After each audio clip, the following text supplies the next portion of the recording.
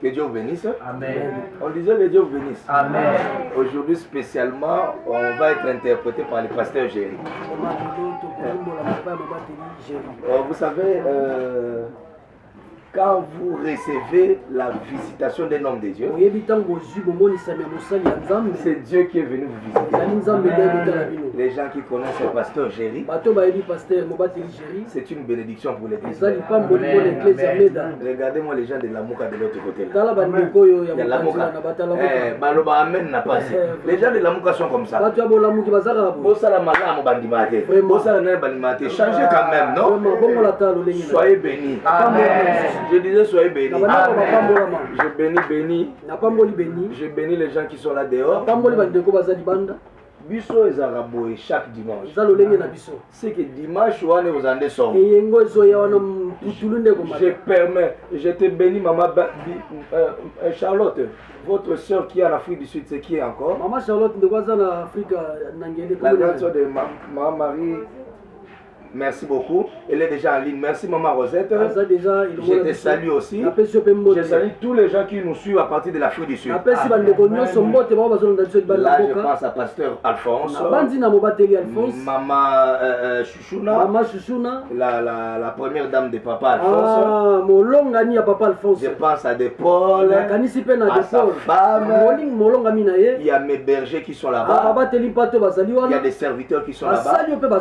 Je ne sais pas vous citer, vous êtes nombreux. Soyez bénis. Soyez bénis les gens. Soyez bénis. Soyez bénis les gens. Oui maman, je t'envoie ça tout à l'heure, je passe en direct. Oui, je t'envoie tout à l'heure là ce numéro là. Je bénis les gens de Londres. Là nous passons à maman Chouchouna. Je bénis France. Je pense à mamie. Laisse-moi saluer papa Fabien. Papa Fabien, sois béni. Vous savez ce que papa Fabien fait ce matin?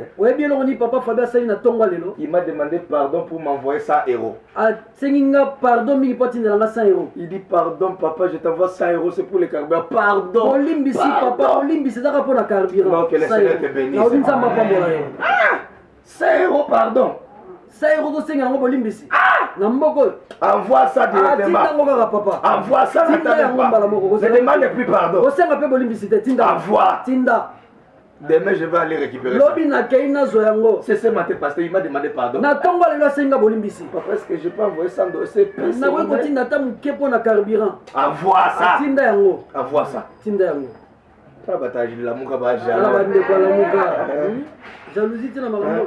Envoie ça. Mes amis, rappelez-moi, j'ai aussi, mais je bénis Fallon Lula. Tous les gens qui sont en Grèce. Allez-y au nom de Jésus. Que le Seigneur vous bénisse. Ici, j'ai béni le pasteur Géry. Cordon. Cordon, je t'ai béni. J'ai béni Diacre. On est allé faire un travail hier, on est rentré à 22h moins. Je bénis Diacre.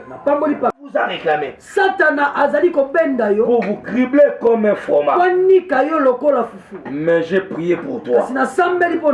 C'est ça. Mais j'ai prié pour toi. Mais j'ai prié pour toi. Mais j'ai prié pour toi. Mais j'ai prié pour toi. J'ai prié pour toi. Afin que ta foi ne défaille point. Quand tu seras converti, quand tu seras délivré, quand tu seras mûr, quand tu habiteras des maisons que tu n'as pas construites, quand tu seras patron, affermis aussi tes frères.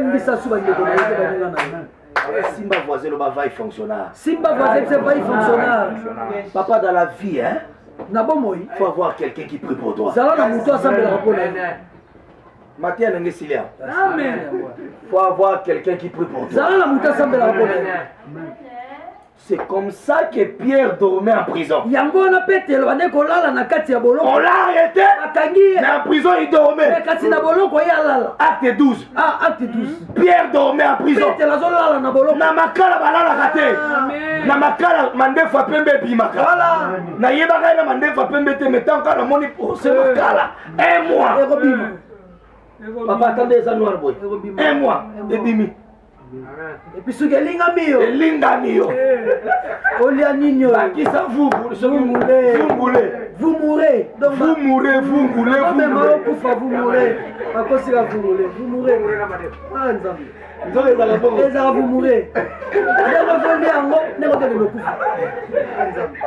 vous mourrez vous mourrez vous mourrez Amen. Qui a dit amen? Amen. Pierre, Pételo. Comment tu peux dormir? Là où il y a vous mourrez, vous mourrez. Et si vous mourrez, la prison c'est pas un bon endroit. Viens dans Léli. Avant que je ne vienne ici. J'ai déjà averti à ma femme. Prépare bien les enfants. Parce qu'ici, j'aurai 20 ans. Qui a dit amen? La prison ce n'est pas un bon endroit. La Moussa Josana Zola. La prison c'est pas un bon endroit. Mais en prison, Pierre dormait. Demandez-moi pourquoi. Parce que Jésus avait déjà prié pour lui. La prière donne les assurances. Je prie pour quelqu'un. Dans tes combats, tu ne mourras pas. Si c'est toi, tu reçois la prophétie. Dans tes combats, je prophétise. On te fera la guerre. On ne te vaincra jamais. Je prie pour une deuxième personne. Que le ciel s'ouvre pour toi. Mon Dieu, je parle à qui? Que les anges puissent te servir. Que sera une table en face de toi et tes adversaires. On te cherchera dans la sorcellerie de ton papa. On ne t'atteindra pas. Tu dis amen, tu reçois les miracles. Amen. Il dormait dans la prison avec assurance. Parce que Jésus avait déjà prié pour lui. Non, amen. La prière fait que même si tu n'as pas de millions, tu es assuré. Attends le simité. Le sambo baselenga lobi aussi. Amen.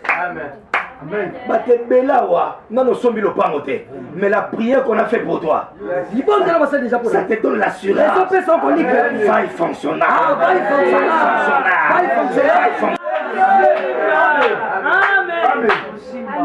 J'ai prié pour toi la montagne. Là où je viens, le Seigneur m'a dit de te dire, tu ne mourras pas dans cette parcelle-là. Cette maladie-là ne te tuera pas. Ce problème-là, c'est pour ton témoignage. Ta maladie, c'est pour voir la gloire de Dieu. Amen. Oh, le bien même reçoit la miracle. Dans la prison, il dormait pas. Regarde, quand on l'arrête en prison, acte 12, de l'autre côté, à part la prière faite par Jésus, de l'autre côté, on priait aussi pour Pierre. Écoutez-moi, on n'a pas prié pour Jacques. Jacques est mort. Jésus n'a pas prié pour Judas. Judas est mort. Mais il a prié pour Pierre. Regarde, il dit, le diable te réclamait pour te tuer. Je prie pour quelqu'un dont les réclamations de la famille qui cherche la mort. J'annule les réclamations de la famille. Si tu dis amen,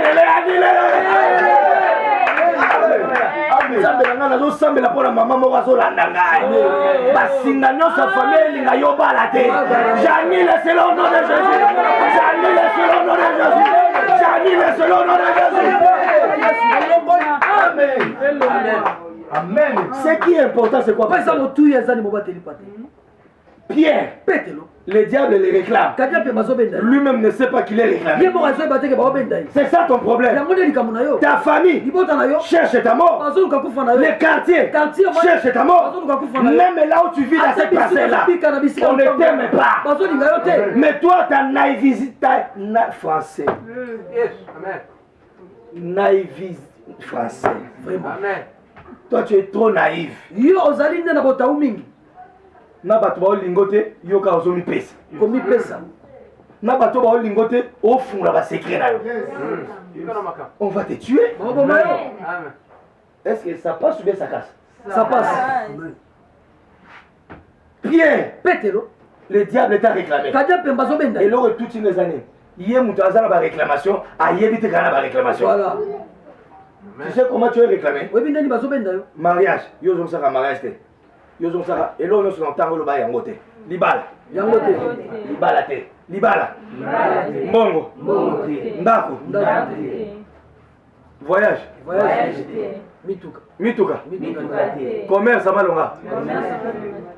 Tu es réclamé.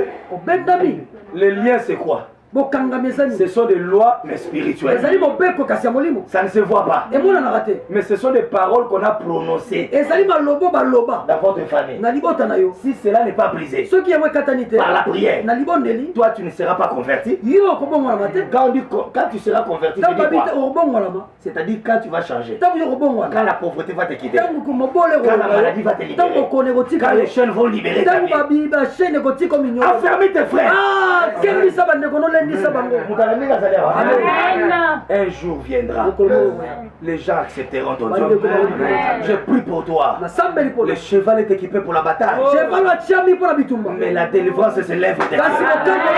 Que Dieu te délivre. Que Dieu te libère. Sois libéré. Sois libéré. Sois libéré. Sois libéré. Amen. Quand tu seras libéré, sois une bénédiction pour ta famille. Amen. Il y a quelqu'un qui est béni aujourd'hui. Pierre est réclamé. Lui-même ne sait pas qu'il est réclamé. C'est Jésus qui le rappelle. Je suis venu te dire que dans ta famille, tu es réclamé. Dans votre famille, on n'aime pas que les gens soient mariés. On n'aime pas que les gens soient élevés. On n'aime pas que les gens soient bénis. C'est ton cas? C'est ton cas?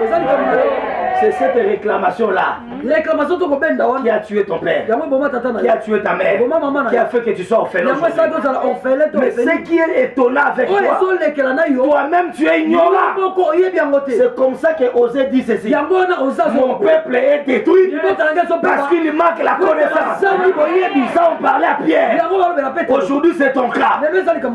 La famille, sorcellerie.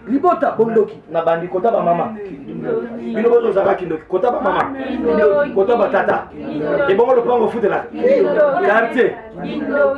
Dans la vandana le bio quartier la biso basa la bien. Baso diongo. Bino la ba saki nango. Vraiment. La place on a bimi wana. Vraiment. Na kota mutu ka problème te. Mais depuis la kota kuna mutu ko na ba problème. Mutu ko na ba kokoso. Bayebi boy apana pas les athées mais mutu ke boy. Et boy ogazé. Les autres démarrer boy kindoki. C'est que balobela le pas maloba. Balobela na bato bazana baloba mama balobela. Mukolombo kona oti musala nanga nazo zonga musala nanga na butu nazo zonga ba 1 heure. Namoni pena ibu. Aye na bisa benite. Namoni pena ibu. Aotambola lokola na train na balabala. A continuer bato bakota na porte. Ibu fa pumbwe. Mireza polele. Ola kota kuna a continuer na porte. Ya le pango moko. Na bia se kinda kuna bango yango wana. Amen. Qui a dit amen? Amen. On a un aéroport. Place à qui quoi atterrir. Qui a dit amen? Amen. N'oublie pas. Tu as des gens tout autour de toi qui ne fait pas ton bonheur. C'est pourquoi tu dois avoir quelqu'un.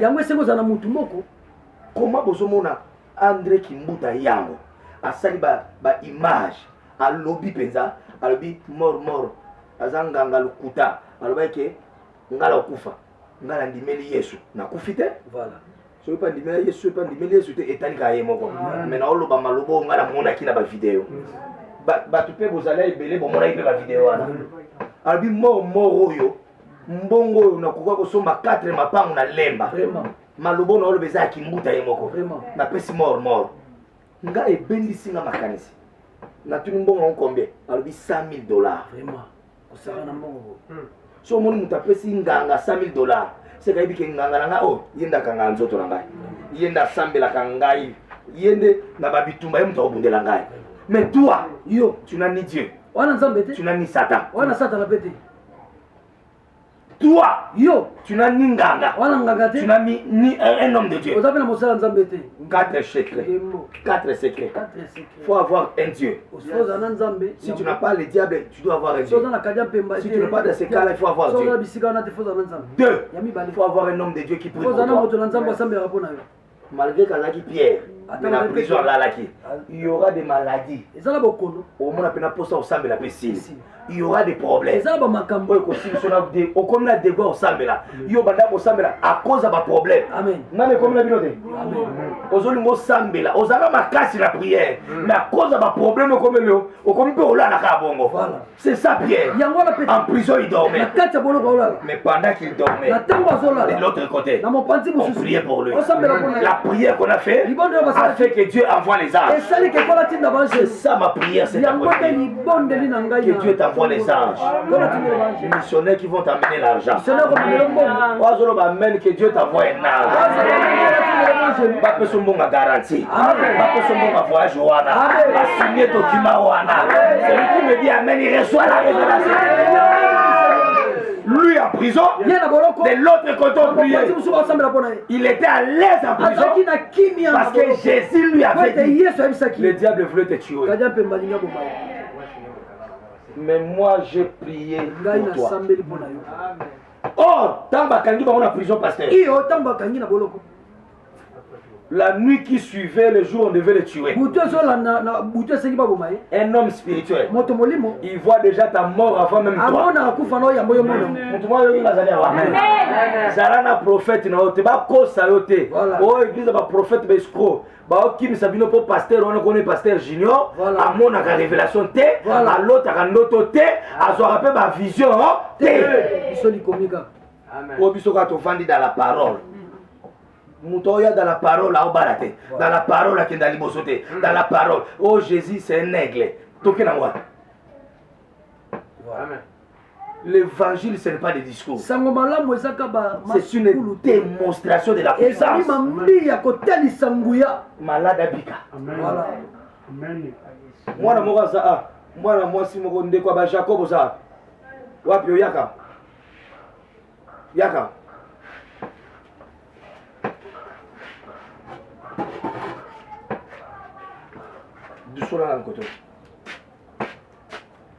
Elle est venue très malade.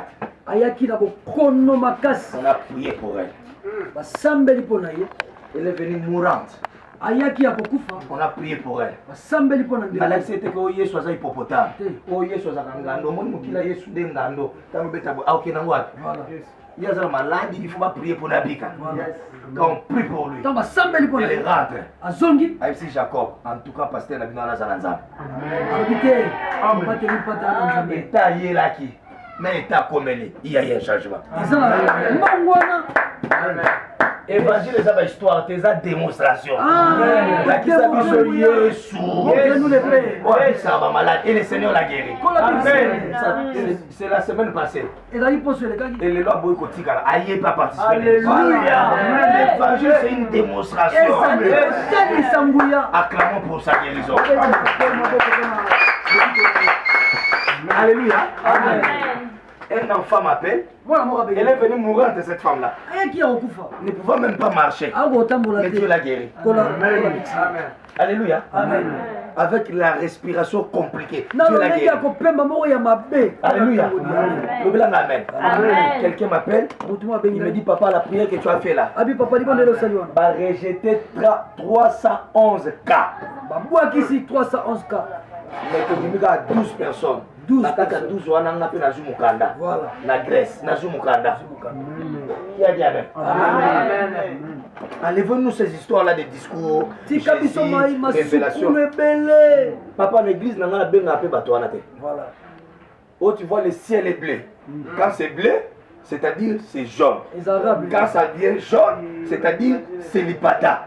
Montre-nous le Père, cela nous suffit. Montre-nous le Père. Pasteur a fait tu as Dieu. Makambo lobi, neto yeba qui vit dans la nyonso. Oui, il y a un Dieu qui connaît ta vie. J'ai prié pour toi. Quand tu seras converti, ne m'oublie pas. C'est mon voisin. Le basoko au moni ba dollar yé. Soko moni ba dollar yé. Bonjour ba bien te boné. Soko moni ba dollar yé. Soko moni nzamba kangoli. Soko moni nzamba kangoli. Soko moni nzamba visiter. Soko moni nzamba visiter. La sima prière à Dadi José. La sima ya prière Dadi José. Kanisa ngai. Kanisa ngai. Batu musu bakanisa ngaka na koseka. Donc ayaki ya mubola. Yalo baka papa nako. Nako. Papa. Biso ba oyo nako latisa yo. Natikala kana ba phrase wana. Le kebele. Ah papa, sambela nzambe na yo Nako. Je profite de cette caméra. Profiter na lolenge ya etandoike pour dire merci à papa Jeff. Papa Jeff, merci. Il m'a bien reçu. Utana kipese yambinga malamu. Il m'a bien reçu comme un roi. Yambinga pena lokola nkumu ya mboka. Il m'a béni. Apambolinga. Te apambolinga. Te apambolinga. Yondo zobeta libako apambolinga. Il m'a béni. Apambolinga. Moi biloko ozwa tu wana lobi et ute ba côté kuna. Il m'a béni. Moi ba biloko o santa ke yo moni ozo santi o santa ke. Amen. Ozwi nzoto na molimo na ba papier. Hein? Na mbongo zwaki. Na matériel. Na physique. Nzamba za tata. Loba amen. Soko pambwa mi kanisa pe bato apele. OK. Abo continue yo. Na ka men kana libanda koto no santi o de batalamuka na. Amen. Oui, on a servi le sucre, ça va maintenant. Amen. Yesu a rappelé Pierre, a dit quand tu seras affermi, quand tu seras béni, quand tu seras délivré, non, n'oublie pas tes frères. N'oublie pas là où j'ai fait la prière. Maman mono yelelo, menga na uti na kati ya libanga. Na uti retraite na kati ya libanga. Bato balandenga na Facebook batalaki. J'ai fait la prière 4 jours na kati ya libanga. Omona ki mon papa na kati ya libanga. Bato musuba bisinga kutu papa keba libanga na ekwela yo. Tangu yo so lalo so lia, il y a quelqu'un qui était en prière. Il y a quelqu'un qui citait ton nom dans la prière.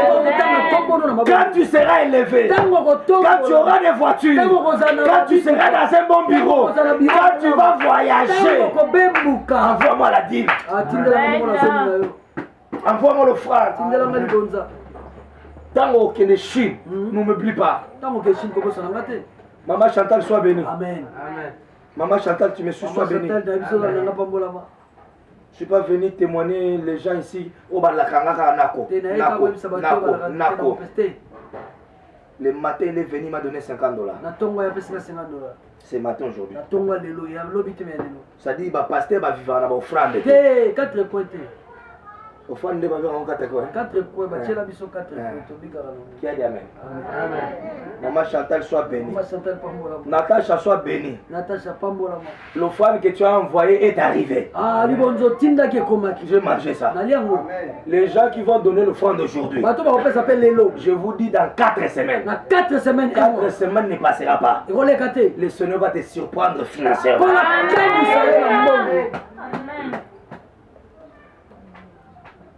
Quand tu seras béni, quand tu seras délivré, souviens-toi. Il y a un jour, tango paralytique na biki na piscine à Bethesda. Au lac Kendeka Pamba. Yesu a dit, lève-toi, prends ton lit et marche. Pourquoi les lits? Pour que mon collègue bandalo lendo. Mbeto ane rappelé que Zara Koka. Amen. Mon touma le bien amen azali. Attends, nous allons pas mettre wana, on piaquer poche nous à 0 na 0. Mais après la prière d'aujourd'hui, Dieu va te visiter. Quand tu auras $10, si tu manges tout, tu me verras dans tes rêves. Tu me verras dans tes rêves. Quand tu as $100, toi mange 90. Envoie-moi 10. Okiba mene binga misa toi. Mais ba ke maté ko suka ka boy. Ba ba do chite mule muke. Quand tu seras béni. Quand tu habiteras des maisons que tu n'as pas construites. Quand tu auras l'argent. Diacre, quand tu auras la facilité de toucher l'argent. Souviens-toi de tes frères. Quand on pasteur na lesa bana permanence te oza diacre ke musala we na sachet otikele ba mope soso ya ozo mona na comprendre te bano ba olinganga makasi koleka basali na nzambe mosusu pour nani la main qui donne c'est la main qui reçoit c'est la main du pouvoir et puis na mona bana ba olinganga makasi pour nani j'ai vu même un message du berger a komelinga bonjour daddy na mona okale ngamona mtu ngana bia mona ngakala te amona ba mikemiki ana kala ngala mona kana eleleli ya kimikolo amen eza ba code ndenga sana yebike eza code ndenge père yebo solo omoni tira yebo tamba mona ngo papa ye bayo yambangana ngamona ndenge na ngala miyebelaka oya yambinge sa ya semokate oya yambinga yebike no basolo eza makambo bani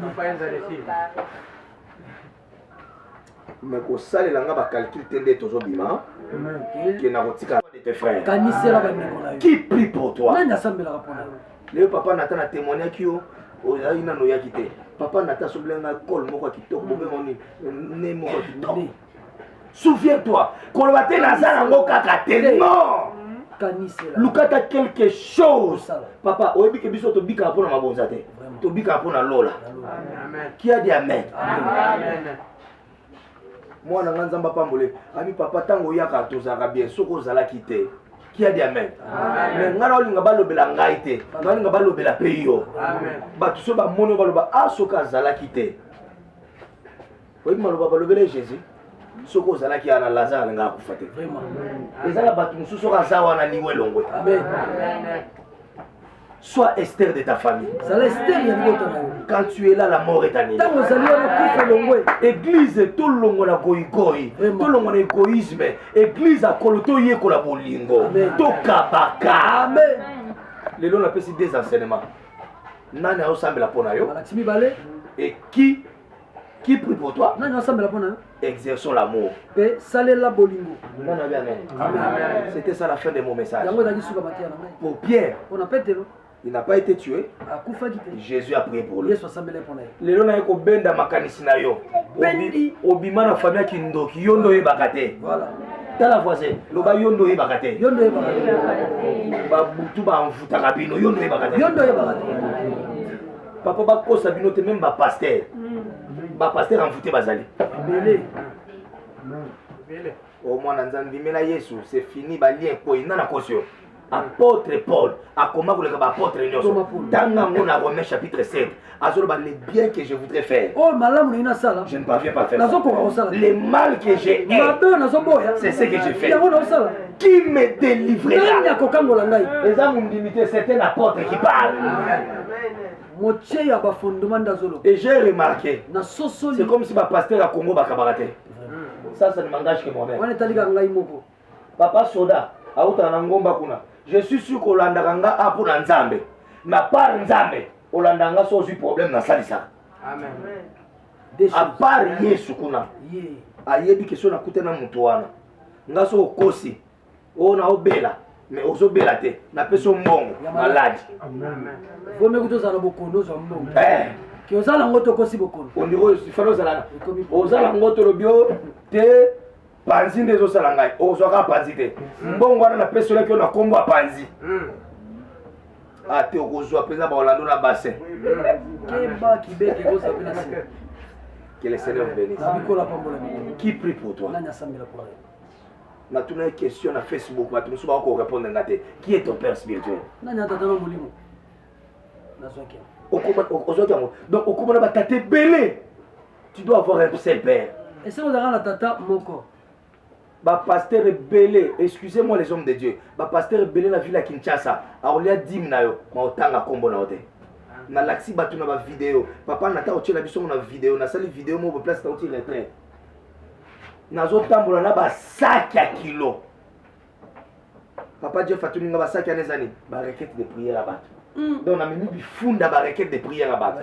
So yo po o moni ba enveloppe bozwa na ngomba na mataka na ngona ngomba. Oza mute senso na enveloppe no ba koma kombo na mataka na ngo. Batu pe bazwa ba enveloppe jeudi. Po jeudi nga nazaki na ngomba te nazaki na ngomba msusu. Batu bazwa ba enveloppe. So ozwa ki enveloppe te so ka enveloppe. Qui prie pour toi? Qui intercède pour toi?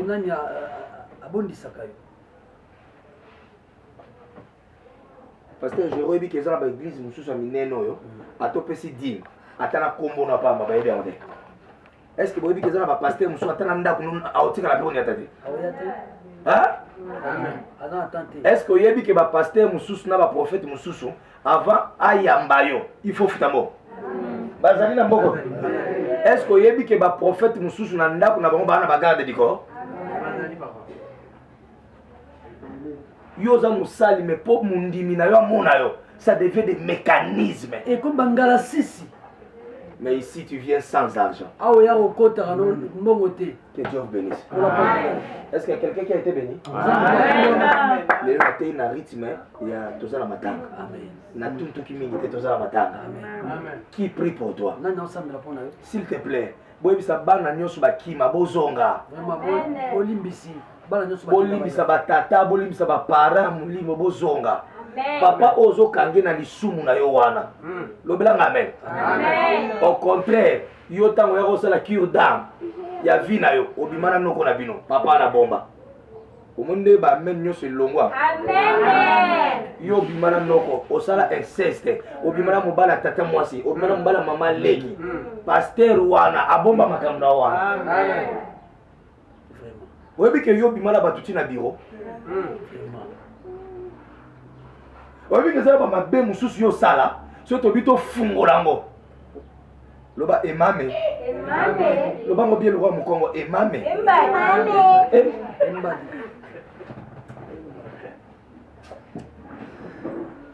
Et ça mabe mususu. Ya, obimala tata lo pango na bino. Pombo ngalo eba futa suste. Ah, comment? Mutaye be onka pasteur na yo Amen. Papa, ça va mboka musufu ba pambola ba pasteur. Tozana ba secret ba vie abatu. Amen. Mais mukolo moko te na yeba ki bozana rando na ye. Mais na sunga bino pour bozana kimia. Souviens-toi quand tu seras fermé, souviens-toi. Ata mo kamura. Zape na makanisi. Nabia mena zali Amen.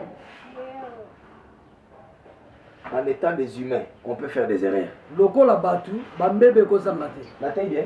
Amen. On peut faire des erreurs. Lokola mutu azala makila na mai. Mais l'enfant de Dieu kasi mwana na nzambe doit pardonner. Esenga za na bolimbisi. Ka pasteur ndo kangele motema. Vraiment. Mais tata la bino kuna asundola bino bali moi sami balé.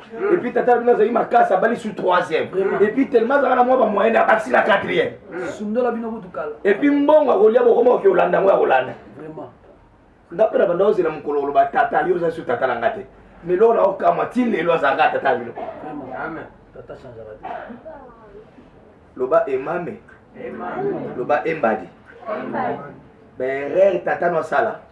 Berre maman no sala. Bokabona te boani. Parce qu'il est ton père. Parce qu'il est ta mère. Je parle comme un père. Les gens n'ont à calme, mais je parle comme un père. Je demande à l'église de Congo de pardonner les pères de l'évangile. Si papa Jamabewana, pardonnons les pères. Même les représentants de l'église de réveil, Tolimbisa Babo. Bino pe batata, Bobetsa biso libaku, Tolobaki, Bolimbisa pe biso. Amen. Matteo na teza vice versa. Biso pe, Bana, na sengeli bana nyoso, l'église à Congo pardon. La bino batata. Amen. Les appels faute na biso te. Ba sexe tapoto, monaki, to abatu. Amen. Kela ibiso.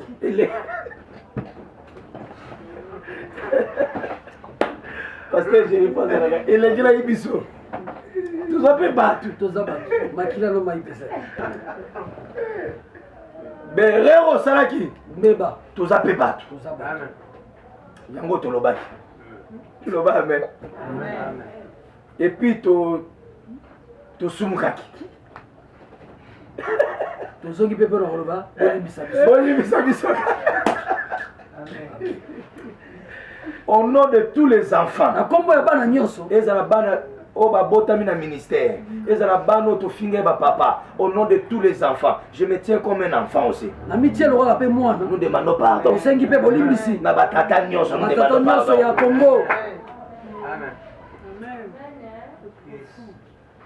Vous aussi, bino pe ba papa, boti ko sumu kisa biso. Zaki na mfoti na biso te. Bino mokonde.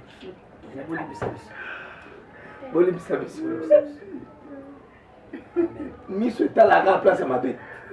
Alors le roi total qui ezaki faute na biso te.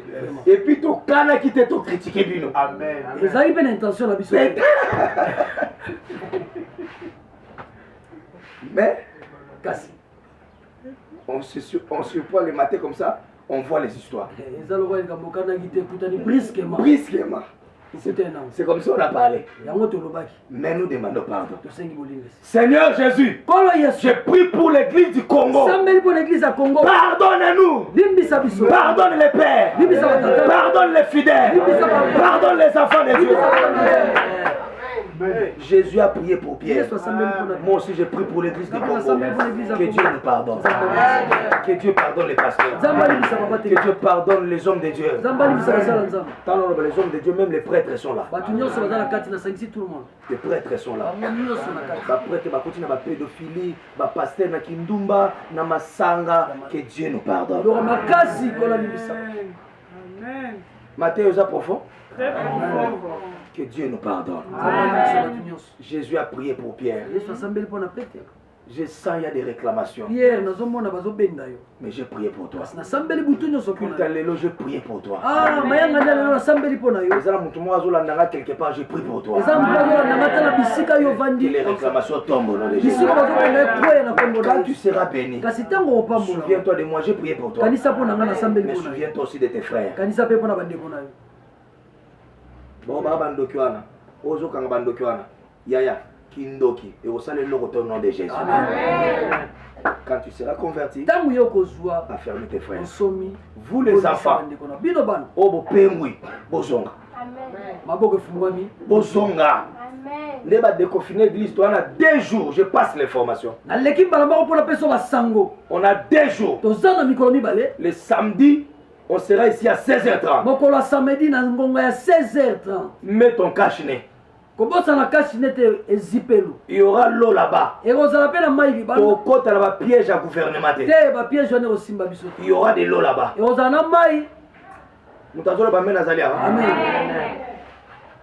Il y aura de l'eau là-bas.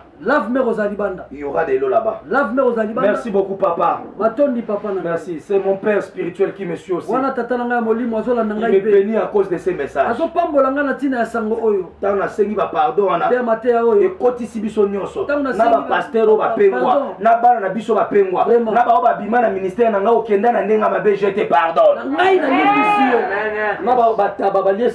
vous pardonne. Vous êtes pardonnés. Les papas, pardonnez-nous. Papa, intervenir. C'est-à-dire, je les pardonne mon père. C'est que je suis pardonné. Vous êtes pardonnés. C'est en direct, il est là, le patriarche est là. Il est là, Azali. Il est là, il est en direct. Vous êtes pardonnés. Mais, ne critiquez plus les hommes de Dieu. Les dimanches, l'église des autres font les 15. Hein? Oui. Et ça samedi. Hein? Tu habites au samedi, samedi, tu es au samedi, à 16h30, on sera ici. C'est une journée d'action de grâce. Déjà à partir de lundi, papa Nathan nous fera des affiches. Lundi déjà, papa Nathan, on va balancer ça. Il a déjà les éléments, il va balancer ça. Déjà le lundi soir, vous aurez les affiches. Le samedi, on sera là à 16h30. Samedi à 16h30. Et Fungwami, danse na danse. adoration l'adoration louange bina na ndenge na yo Neftali kozanga te samedi na ko fungwami Neftali bina na ndenge na yo Neftali bina mais keba na lolenga bato ba machine yaka na kashine mai kozala no sukoli église na biso za munene so bolingi to sala ta wiki to sala yango naza pe na makasi to kosala papa déjà boyebi nga nazaka makasi 30 minutes ezaka 30 minutes boyebi yango amen makasi ezali wana deux poumons nazwa biloko papa vraiment biloko tate za kati na biloko atikela nga yango wana ce qui est à toi est à moi oui je suis à la fin makambo bali vraiment. Que le Seigneur vous bénisse. Donc, à tous ceux-là qui nous ont suivis, le Seigneur va te visiter cette semaine. Le Seigneur va te bénir. Maman télé, personne ne mourra. Rien ne sera détruit. Rien ne sera perdu. Mais quand tu mangeras, tu seras élevé, tu seras béni. Souviens-toi de là où on a fait une prière pour toi. Alléluia. Amen. Alléluia. Amen. Que mon Dieu vous bénisse. On se voit le samedi. Et puis on se voit le jeudi à la montagne. On sera à Sekomaf le jeudi. Et le samedi on est ici à 16h30. On a préparé samedi à dimanche, samedi à 16h30. Samedi à 16h30. Samedi à 16h30. Dimanche on sera ici à 8h. Dimanche à 8h. 8h il y aura culte d'action de grâce jusqu'à 12h. Et dans la culte il y a kozongi samatondi na nzambe. Que le Seigneur vous bénisse. Si vous avez aimé, partagez l'émission. Parlez de Jésus à quelqu'un. Pardonnez vos pères. Message est commis. Pardonnez vos pères. Vos parents spirituels, vos parents biologiques. Pardonnez. Quand tu seras élevé, souviens-toi. À vous tous qui me suivez partout, j'attends vos dîmes, j'attends vos actions de grâce. Parce que tout à l'heure ici, je vais dire à vos pasteurs de prier. Et le Seigneur va vous visiter cette semaine. Namoni ba trouble belé la semaine otozobana. Namoni ba mbulungana ba trouble. Ba trouble. Mais namoni pe visitation à Nzambe. Amen. Nakata ba trouble mais namoni pe kotangisa ma bonza. Quand tu seras béni. Souviens-toi de Dieu. Amen. Lève les enveloppes. Tombola ba enveloppe na ye. Tu peux nous contacter. Oui ko benga biso. C'est des numéros 089 96 22 759. C'est un numéro Tigo Cash, tu peux envoyer ta contribution. C'est un numéro Tigo Cash, mais à ce numéro là tu peux envoyer aussi les sujets de prière. Merci car le numéro sujet prière. Tu peux aussi soutenir l'œuvre de Dieu dans l'autre numéro MPSA 081 690 67 63. Les deux numéros là sont opérationnels. Mais si tu es à l'extérieur du pays, fais comme Mamami, fais comme Anna Paula, fais comme des Paul en Afrique du Sud, fais comme Maman Chouchouna à Londres, va chez Western Union, va chez Monogram, envoie-nous ta contribution pour soutenir ce travail. Quand tu seras béni, souviens-toi. Tombola ba enveloppe likolo. Le pasteur Jerry va nous bénir. Il va bénir les enveloppes. Sur l'enveloppe de Tombola, c'était combien? 4000. Tombola enveloppe aux anango, il y a 4000. Tombola en likolo. Tombola enveloppe aux anango, 4000. Sur l'enveloppe de Tombola à 4000 comme mon frère. Merci. Nous avons 4. Sur l'enveloppe de Tombola offrande na 4000 francs. Libondeli oyo ezokende tout droit na kati ya confiance oyo le prophète Joseph Ongwala pesa biso. Et ça fait pratiquement donc qu'il a 16 ans. Yes. Il y a 4 ya boyokani oyo nzambe ozanzambe ya alliance. Tant babengio Dieu d'Abraham, babengio Dieu d'Isaac et Dieu de Jacob. C'est que mon sali na yo pe ongwa les en alliance moko sala na ye. Yes. nazondima ke église Meda etambusamaka te selon basouption ya bato, mais église Meda etambusamaka selon ainsi dit l'Éternel. C'est pour cela nazondima kosala prière oyo pe nazo croire que mutu nyonso akotaki na alliance ya enveloppe nzambe kaka lokola mosali na lobi poso ezobanda bakozala visiter visiter au nom de Jésus. Yamba yango nazoba ke soyez visiter au nom de Jésus. Yamba yango soyez visiter au nom de Jésus. Nalobi yamba yango nzambe ya alliance lokolo longoli na bisika oyo motema ne sepelaki te opesi adresse ya sika lokolo bandaka na nzambe bandaka na tata nazondima ke cette onction ezokule tika bana nyonso baza na se ya makolo na ye bazala beni au nom de Jésus. Yamba yango lokola papa na bino azwi endroit ya sika yo bezwa endroit ya sika na kombo yamba yango na kombo na Yesu cholamaki tika nkembo nzambe ya likolo na yo na déclarer likolo ya vie na yo zala mutu kozala mokila te nazoloba ke confinement esimbaki bato me confinement esimbaki nzambe te nzambe lokola azalaki confinement te tika nyonso ezalaki préparé mpo na yo ezalaki viré te ezalaki réservé uniquement mpo na yo na sambelo nyonso ebongisambaki mpo na yo monguna na kozwa ngo te yamba yango alobi liboso na yo atie table mpo na baadversaire nazondimake liboso na yo lipamboli na yo baadversaire bakomona yango me bakosimba te selon le nom de Jésus. Que l'Éternel te bénisse et t'égare. Que l'Éternel tourne sa face sur toi. Qu'il t'accorde sa grâce. Que l'Éternel tourne sa face sur toi. Qu'il te donne la paix. Qu'il te donne la joie. Qu'il te donne l'abondance. Au nom de Jésus, par la foi, nous t'avons ainsi prié. Amen. Amen. Tikaka ba enveloppe mikolo na qualité ya ange église oyo. Na confirmer maloba nyonso nganga nzamba lobi. Amen. Nani asambelaka mpona yo na telemi lokola moumbu na nzambe baporte ekangamaki efungwami nzambe elukelanga moto alobi amen wana efungwami moto moko akaki malade aza guéri sikoyo kaka azoloba amen basine na dossier wana semaine oyo eza ya yo victoire elandi yo faveur elandi yo miracle elandi yo. Pierre, j'ai prié pour toi. Quand tu seras délivré, quand tu seras converti, affermis tes frères. Basinga famille kwe. Amen. Bazolo baba limite kwe. Zambo andimi yango bie wana ekwe ya la kombola. Amen. Ba réclamation pe kwe. Amen. Nzamba pesa yo okolia na famille. Amen. Nzamba pesa okopambola na famille. Amen. Nzamba pesa okosunga pe na famille. Amen. Kende liboso. Amen. O nzambe langa kende liboso. Amen. Na osambela pona Pierre o aza fungola famille na ye. Amen. Na nzela na famille pambwama ebika e mata ekende liboso. Amen.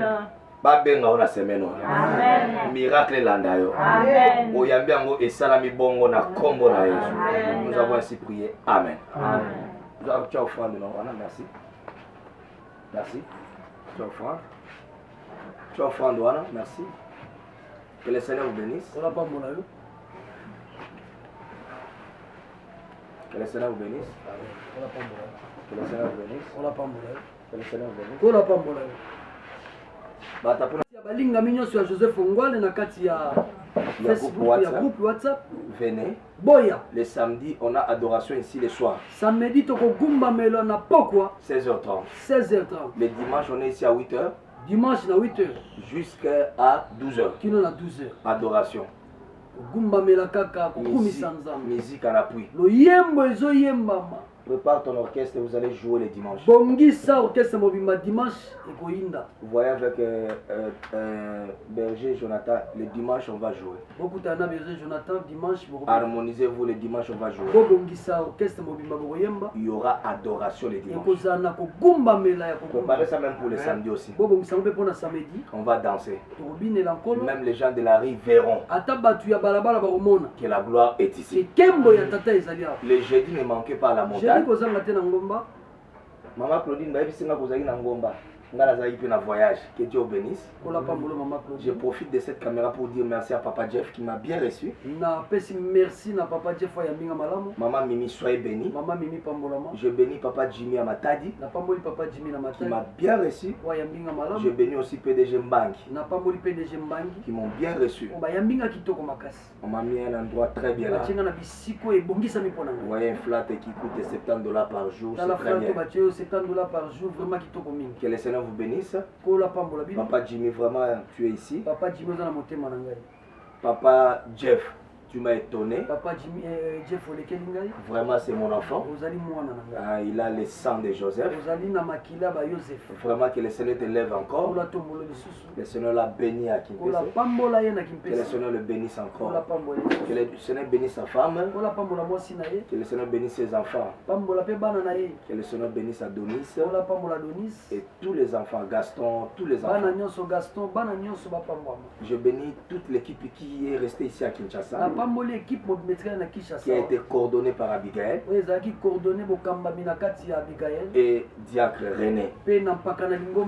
Les soldats de Jésus.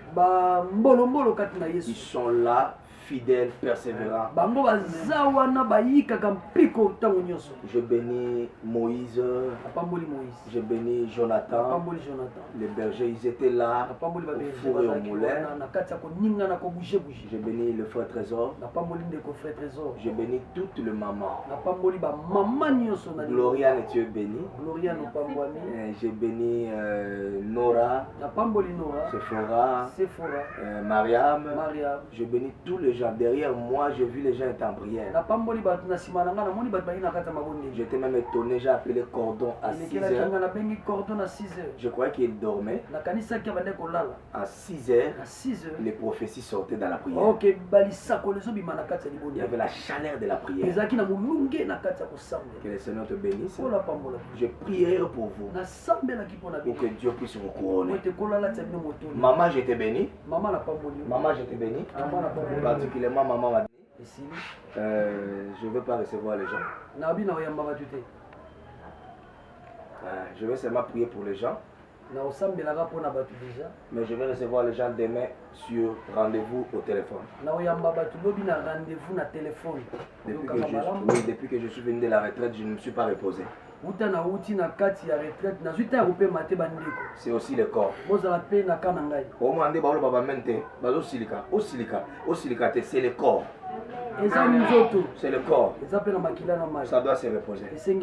Donc après ici, je vais recevoir les gens demain. Mais sur rendez-vous. Les deux numéros là, tu peux appeler, je vais te recevoir. Je serai ici au bureau, je vais te recevoir. Mais après ici, quand on dit Amen, tu entres, je prie pour toi et puis tu pars. Amen. Amen. Que le Seigneur vous bénisse. Seigneur, nous te disons merci pour tout ce que tu as fait. Merci pour le message. Merci pour les gens qui ont disposé de leur temps pour nous écouter. Bénis tout un chacun de nous. Je prie pour les mamans qui sont malades. Je prie pour les gens qui ont des problèmes. Je prie pour les gens touchés. Que ta main les visite. Que les anges de Dieu puissent servir tout un chacun de nous. Après la sortie d'ici, qu'il soit visité par l'ange et qu'il soit béni. Le jeudi, on va t'apporter les témoignages. Et le samedi, on sera ici pour t'adorer. Et le dimanche, c'est pour t'adorer. Au nom de Jésus, je bénis le caméraman et toute son équipe. Jean-Jacques Rousseau, qu'il soit béni. Notre chasseur d'images, c'est lui qui nous assiste et qu'il soit béni. Sois béni, Papa Jean-Jacques. Maman soit bénie, Papa soit béni.